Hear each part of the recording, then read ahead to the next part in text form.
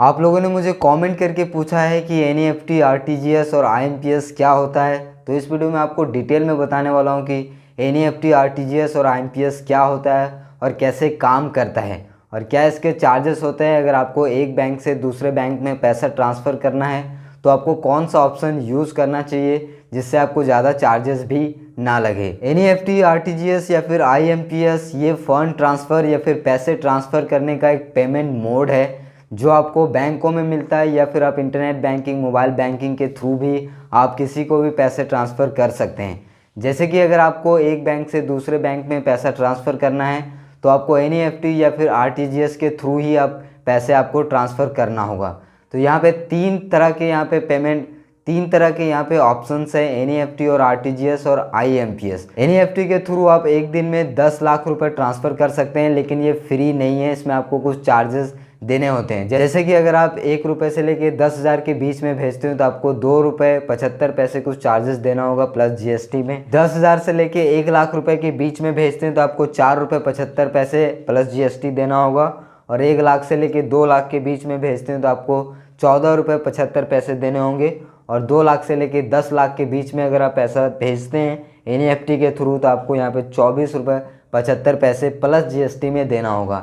ये अलग अलग बैंकों के यहाँ पे कंडीशन होते हैं, कुछ चार्जेस कम ज़्यादा हो सकता है, लेकिन यहाँ पे लमसम यही चार्जेस होते हैं। उसी तरह से यहाँ पे आरटीजीएस काम करता है। आरटीजीएस का मतलब होता है real time gross settlement. RTGS के थ्रू आप एक दिन में 20 लाख रुपए ट्रांसफ़र कर सकते हैं। इसके चार्जेस आपको थोड़ा सा ज़्यादा लगेंगे। जैसे कि अगर आप 2 लाख से 5 लाख रुपए यहाँ पर ट्रांसफ़र करते हो तो आपको यहाँ पे 20 रुपये प्लस जीएसटी देना होगा। 5 लाख से 10 लाख रुपए के यहाँ पे ट्रांसफ़र करते हो तो आपको यहाँ पे 45 रुपये का चार्जेस देना होगा। तो यहाँ पे थोड़ा सा आरटीजीएस का जो चार्जेस होता है वो ज़्यादा होता है। आईएमपीएस की मदद से आप ज़्यादा पैसा ट्रांसफ़र नहीं कर सकते। जैसे कि अगर आपके पास गवर्नमेंट बैंक है, उसका आप internet banking, mobile banking use करते हैं तो मैक्सिमम यहाँ पे 2 लाख रुपए ही आप ट्रांजेक्शन कर सकते हैं आईएमपीएस के थ्रू।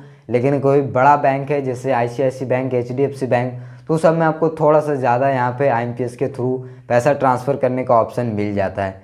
फ्री है, कोई भी चार्जेस नहीं है। ऑनलाइन यहाँ पे एनईएफटी, आरटीजीएस, आईएमपीएस ये तीनों फ्री है, लेकिन ऑफलाइन ब्रांच में जाते हैं तो आपको थोड़ा बहुत चार्जेस लगता है, जो मैंने आपको पहले बता दिया। तो अब बात आती है कि हम क्यों एनईएफटी या फिर आरटीजीएस मोड को सेलेक्ट करें, चूज़ करें, इसके थ्रू पैसा भेजें या फिर आरटीजीएस के थ्रू पैसा भेजें या फिर आईएमपीएस के थ्रू पैसा भेजें। तो एक बड़ा अमाउंट अगर आप भेजना चाहते हैं जैसे कि 5 लाख, 10 लाख, तो आपको यहाँ पे एनईएफटी, आरटीजीएस के थ्रू ही आप भेज सकते हैं। और अगर आप ऑफलाइन ब्रांच के थ्रू भेजना चाहते हैं तो भी आप एनईएफटी, आरटीजीएस के थ्रू ही आप भेज सकते हैं। तो यहाँ पे बात आता है कि एनईएफटी के थ्रू भेजें या फिर आरटीजीएस के थ्रू भेजें। तो यहाँ पे देखिए, एनईएफटी के थ्रू आप जब पैसे किसी को भेजते हैं किसी दूसरे बैंक अकाउंट में तो वो इंस्टेंट क्रेडिट नहीं होता है। जैसे कि अगर आप आज यहाँ पे पैसे सेंड किए हैं, भेजे हैं एनईएफटी के थ्रू, तो हो सकता है 1-2 दिन बाद उसके अकाउंट में वो पैसा क्रेडिट हो। आरटीजीएस के थ्रू अगर पैसा भेजते हैं तो यहाँ पे वो रियल टाइम ग्रॉस सेटलमेंट मिल जाता है, यानी कि जैसे ही आप यहाँ पे बैंक का वर्किंग डेज कंप्लीट होता है उसके अंदर ही उस अकाउंट में, यानी कि जिसको पैसा सेंड किए हैं आरटीजीएस के थ्रू, उसके अकाउंट में क्रेडिट हो जाता है। आरटीजीएस का चार्जेस यहाँ पे थोड़ा सा ज़्यादा भी होता है, जैसे कि मैंने आपको पहले बताया। यहाँ पे कहा जाता है कि अगर आपको इमरजेंसी ना हो और ज़्यादा अमाउंट आपको भेजना ना हो तो एनईएफटी एक बेस्ट ऑप्शन है। आप एनईएफटी के थ्रू भेज सकते हैं जिसका चार्जेस यहाँ पे कम होता है। वहीं पे अगर आपको बहुत ज़्यादा अर्जेंट हो और एक बड़ा अमाउंट आपको सेंड करना हो तो आरटीजीएस एक बेस्ट ऑप्शन है।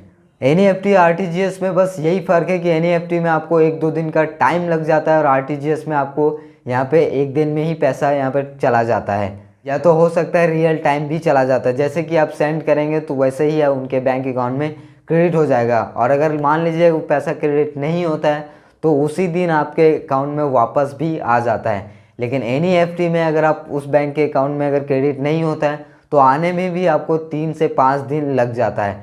तो ये डिफरेंस है एनईएफटी और आरटीजीएस। और आईएमपीएस जो होता है वो मोबाइल बैंकिंग, इंटरनेट बैंकिंग में ही काम करेगा, ऑफलाइन ब्रांच के थ्रू आईएमपीएस काम नहीं करता है। आईएमपीएस के थ्रू आप 2 लाख रुपए भेज सकते हैं, इमीडिएट पेमेंट सर्विस, यानी कि ये इमीडिएटली चल जाएगा।